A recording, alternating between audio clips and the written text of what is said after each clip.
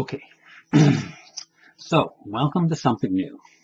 Uh, I've for a while now had a podcast on YouTube. That's a smart idea, right? Having a strictly um, oral audio presentation on YouTube. That's a really good idea. But anyways, I've had this podcast for a while now.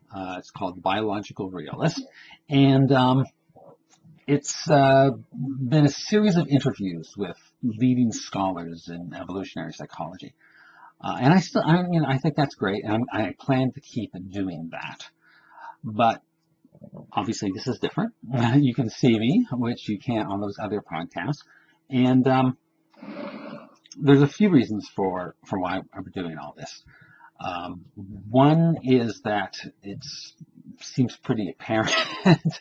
um, Even in terms of my own preferences, I realize this is true, that it's much more engaging on YouTube to actually watch a real person. And even though I don't consider myself especially uh, uh, camera friendly or whatever the word would be, there's a benefit to actually seeing to be able to feel engaged with them.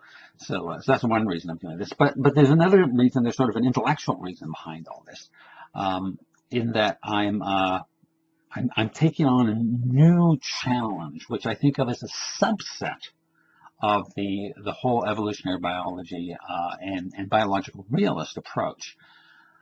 So this is this subset. I guess I'm going to put it what they call a playlist on YouTube. I'm going to create a separate playlist under the Biological Realist, which is going to be these videos, and what they're going to deal with. And the title I'm giving at least to start with is IQ, Society, and Liberty, which is, I know, really catchy. It just rolls off the tongue, but it's good in the sense that it gives a kind of a roadmap to what I'm trying to do here. So the first element of it is IQ. So what I want this set of videos to be is an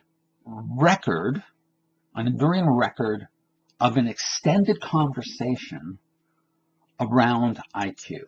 Now, if you don't know, there's long been a great deal of controversy around IQ,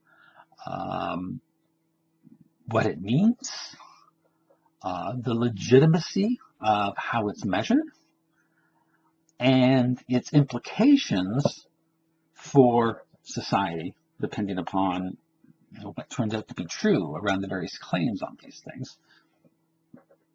Now, I have done enough reading on this to come to the conclusion that there's an important discussion to be had. And this discussion, it seems to me, has been suppressed for decades. I don't know how much longer it can be.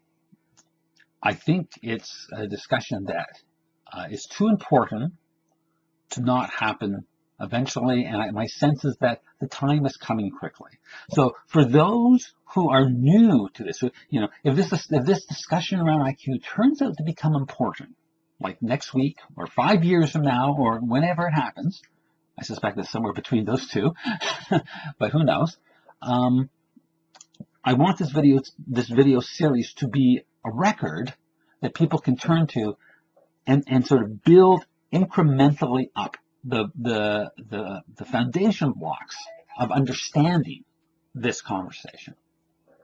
So I want to start with the real basic stuff, looking at the research on IQ and determine what we can say with confidence is true. Look at the criticisms, look at the methodology. I know some of the stuff will be really geeky. I'll try in the descriptions to make it clear which are the more or less geeky ones, if you want to really get into the nuts and bolts of it. But really, that's what science is about, right? Is, if you're going to place your confidence what you're claiming to be true about the world in science, then, at the end of the day, you have to make sure that the methodology is right, because that's what it's all based on in the end, right? I mean, sample sizes and stuff too, but that's part of methodology, right? So there will be a lot of that. But eventually then I anticipate moving into the broader discussion of what this all means for society. Because there's a lot of very controversial claims in the IQ literature. And depending upon what turns out to be true, the consequences for how we think about society and maybe even how we act in society is going to be affected by what we come to recognize as true about IQ and its implications for society and social organization.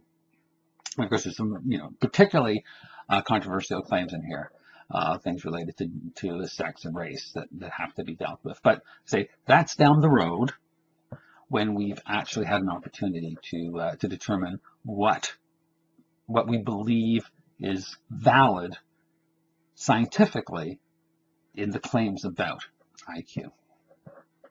And then the last little word there, right, was liberty, which maybe isn't the best choice of words. I might even change that. But the point is that I'm approaching this from within what you might call the liberal tradition. Excuse me. From within what you might call the liberal tradition. And to my reading, that's a tradition that includes people like Locke, Milton, Locke, Mill, the Enlightenment tradition. But for me, it probably, and this may turn out to be really important, I would emphasize more the Scottish Enlightenment over the French Enlightenment and even the English Enlightenment to some degree. So for me, also really important are people like Smith and Hume. But the reason I say this is because the kind of responses to the relevance of the IQ research to thinking through social issues has often led to one or another form of collectivist response, or a kind of even identity politics response. And this particularly, of course, has been highly charged in the discussion around race and IQ. So on the one hand, you have the progressive identity politic version of this, which makes a validation of claims for equality seen through the lens of IQ as sort of a basic demand that has to be met for any kind of legitimate standing in terms of human rights or human dignity or this kind of thing. And on the other hand, you have the ethno-nationalists, or what these days seems to be called alt-right sort of claims that which are ironic in a sense because they appeal to diversity, which is often the other side often cites as one of its virtues. But when it comes to differences in IQ, diversity is not embraced by the sort of progressive side. Instead, a sort of a uniformity, universalism is claimed. So the alt-right or ethno-nationalists claim that the diversity exists, let's accept it, and let's organize society around it. So both of these positions are kind of, collectivist positions. But it seems to me that there's a perfectly good and legitimate way to approach this stuff should the most radical and uncomfortable claims around IQ turn out to be true. There's a perfectly good approach from within the liberal tradition emphasizing individuality. And that's the approach I'm going to take. Now, that's not to say that, I'm a firm, I'm an ardent believer and proponent of avoiding the naturalistic fallacy.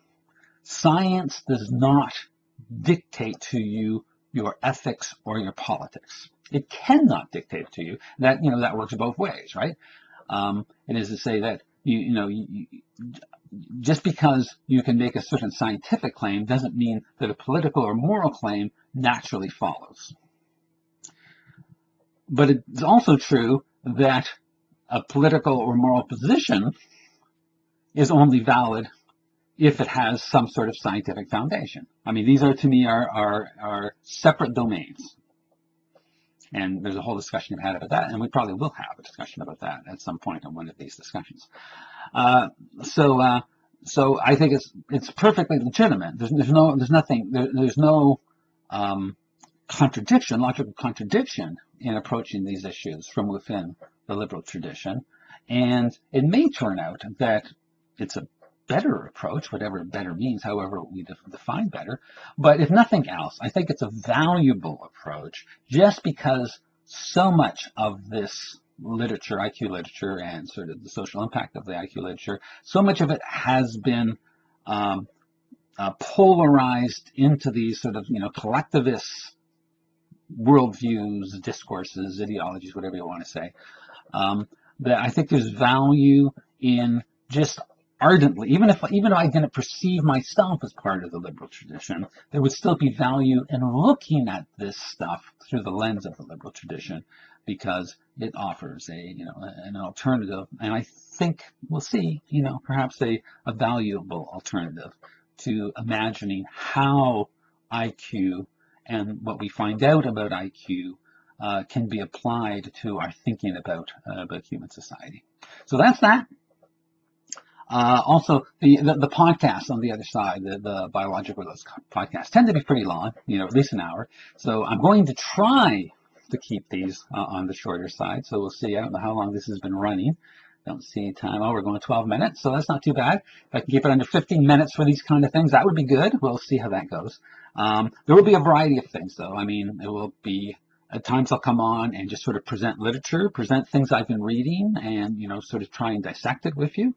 Other times I'll just come on and give my musings, what my thoughts are about this stuff as I'm going through it. And I do plan to, especially as I get further into it, to have guests on and do this kind of live person-to-person sort of visual talking thing, to talk to people, experts in the field, and hear what they have to say about some of these points. So that's that. This is the introduction then to IQ, Society, and Liberty. At least that's what we're calling it for now. So, like I said, I hope this will be valuable for people who, are just getting into it, or, if you already have some familiarity with the literature, though somewhat what your take on it is, maybe as the body of work grows here, you'd be able to enter at a later phase. But hopefully I'll create a system where whatever your knowledge level is, there's some point at which you'll be able to enter and to start catching up on the discussion, which, as I say, I think we're going to have, and probably it's getting pretty close time to have. All right. That's that, and hopefully in the future the background won't be quite as messy as this, but I can't promise that. All right.